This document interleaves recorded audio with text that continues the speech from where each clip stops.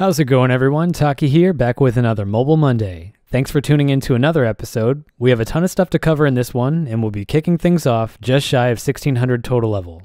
Let's get started.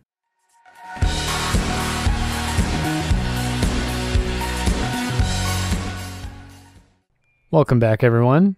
There's a couple of things that I've been putting off on this series, one of which was getting my player-owned farms actually set up correctly. I talked about this in the last episode, but I wanted to get Chinchampas set up in the small pens because the XP from those is enough to pretty much bridge the gap from where I am now to getting to 99. I'm a little bit limited on which Chinchampas I can go for because my agility level is too low. Essentially, if your agility level is higher, it'll increase your XP gains, and you can see right now my agility is only 47, so I'm going to be only doing these Cobalt Chinchampas. I've been doing this for a little bit of time also before this clip. Right now I'm at 59. I have over 100k tracked. I decided to steer away from doing the big Chinchampa in the last episode. I remember doing this earlier on in another alt that I was training, and it didn't seem as bad as it actually is, but when you compare it to the XP that you can get for something like this, it just really isn't worth my time resting my entire XP gains just on one distraction and diversion. And the XP for this is actually pretty decent. I wasn't expecting it to be as high as it is. Now, the only downside to this is the fact that the drop rates can be pretty unforgiving, but I'm planning on doing this for a little while because I'm enjoying this hunter, and that's something that I never thought that I would say. I've never liked box trapping at all, but it's kind of enjoyable to do on mobile, and the XP that I'm getting from this is crazy. I get a couple levels every hour, so I'm just going to do this until I get a pet. Hopefully it doesn't take that long. In the meantime, before I do end up getting lucky with some Chinchampas, I decided to go out and get some spiders. They're actually really easy to obtain. I'm going to show you that a little bit later on. I've got 2 spiders right now, and I have a breeding pair, which is really lucky, but I am going to go out and probably get a little bit more because these take a while to grow. They do give a ton of XP, definitely a lot more than my sheep were, and once I get a couple of these, I'm going to completely replace my sheep and use these to fund all of my player-owned farm upgrades, especially the trapper. Now, in terms of player-owned ports, I almost have my 3rd ship unlocked at this point, and I am almost in the next region, which is pretty nice. I'm going to start being able to complete some trade missions very shortly, and I'm planning on getting a couple other 90s unlocked so that way I can get more people to visit the port. Just got to keep myself dedicated with this because the upgrades that I get from this will be very beneficial later on in the series. A little unfortunate update in my hunter situation. I almost have 12k Chinchampas, which is way over the drop limit for these pets. I don't really understand what's going on here. Again, I'm still enjoying this and the XP is really good. I just would have liked to have at least had 1 Chinchampa for my player-owned farms at this point, but I'm going to keep going. And we just dinged 74 Hunter, which is pretty significant. I started this whole thing off when I was at 54, I believe, so I've gotten a ton of XP from doing this. Again, the XP from this is really, really good. I would do something better if I had a higher agility level, but for right now, the 4 boxes from this is actually pretty decent. You can see right now my Cobalt stack is looking ridiculous. Again, I would have liked to have had a pet by this point, but it's not that bad. I want to do this at least until 80 and then boost my agility up, but I don't want to give up on this until I at least get 1 pet. I also don't want to put all my eggs in one basket, so I'm going to try to grow my spider operation a little bit more. I want to get a 2nd breeding pair so that I can completely ditch the sheep that I have and just get these set up in all the pens, and then I should be good on beans for a long time and be able to buy the trapper as soon as possible and hope to get lucky on the trapper, although I don't expect that I would because I'm not really lucky so far in anything to do with player-owned farms.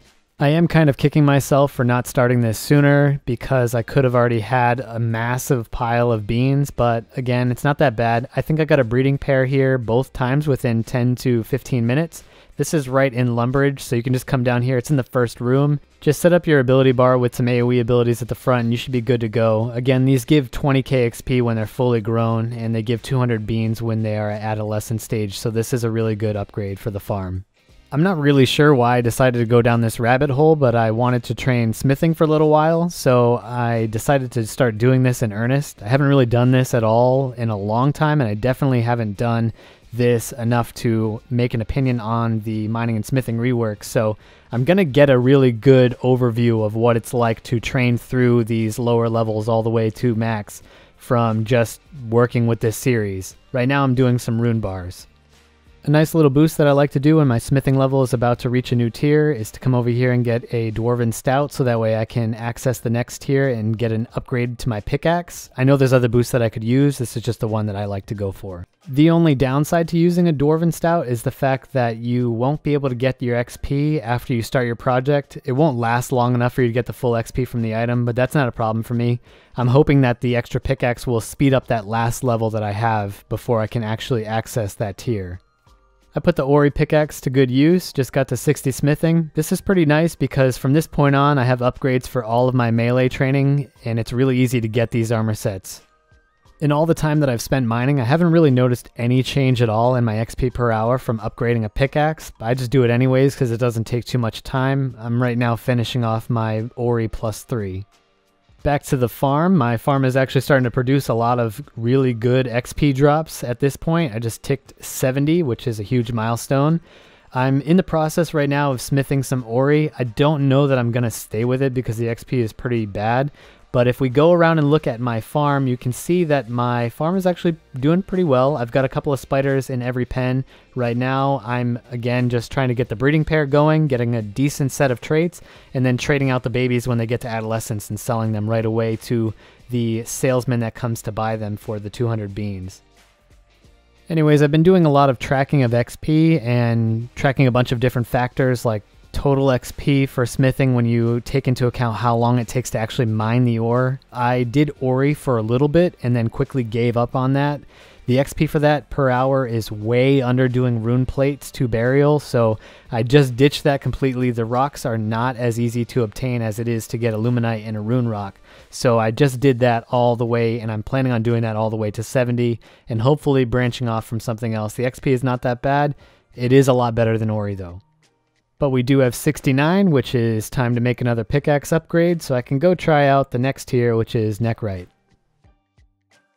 Now, it definitely takes a lot longer to obtain the rocks from this tier than it does to obtain the rocks from the rune tier, but the XP is supposed to be able to compensate for that in a way that Ori doesn't seem to. This tier seems to be very balanced. I'm not really sure what happened with the tier 60, but it's completely bogus. It's not worth doing anything in that tier outside of upgrading your box and upgrading your pickaxe. Right now I'm just going to smelt these bars and make my pickaxe.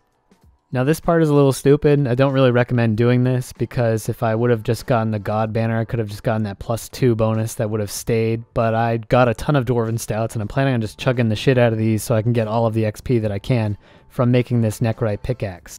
I still need to test this tier out as much as I did the other ones, but right now I would say the only downside to this is the fact that it takes a while to get to the area where these rocks are at. One of the rocks is in the desert, which I'm not really too happy about, and the other one is in a pretty convenient location, but I don't have the quests available to be able to access the area, so it's a little bit of an inconvenience to do that one. And the rates for obtaining the rocks are not too bad, but I don't really know if it's faster than doing tier 50 again. I'm also going to be basing everything that I do off of just making burial plate bodies. I did burial sets for a little while and I just don't really like doing it on mobile. It's too much of a hassle to make every single piece of the set and then upgrade them all the way to burial. So I'm just going to do the plate bodies. It's only a 5% hit and everything should be the same as long as I'm doing both sets only to burial with plate bodies. I'm going to talk more about these XP rates in the next video that I do because I'm going to be looking back on this from being in the 90 range and then looking down and all of the rates that I calculated the whole way through. This is faster than doing rune plates if you are active. Anytime that you're AFK at all, you would be better served just doing rune and luminite because those rocks are easier to obtain when you run out of your stamina. I do like that the ore box requires the previous ore box. I wish that the pickaxes worked that way so that way I wouldn't have to continuously have an extra one left over after I'm done using it. I like that the ore box just becomes part of a new ore box. It would be cool if that was done, but again, it's probably too far to make that type of a change. And we're going to cut this episode with this next level. You can see on the bottom of your screen on the right side, my total level is now at 1655. So we got around 55 total levels from the last episode. A little bit more than that, but around 55. My mining and smithing levels are now at 77 and 70 respectively. And we got our hunter level up from 54 to 74. We also got a little bit of farming XP from this episode. One thing that I'm super happy about now that I have the next couple episodes already filmed is I can do stuff like this. Wait, hold on. I gotta set my right spell. There we go. Wave.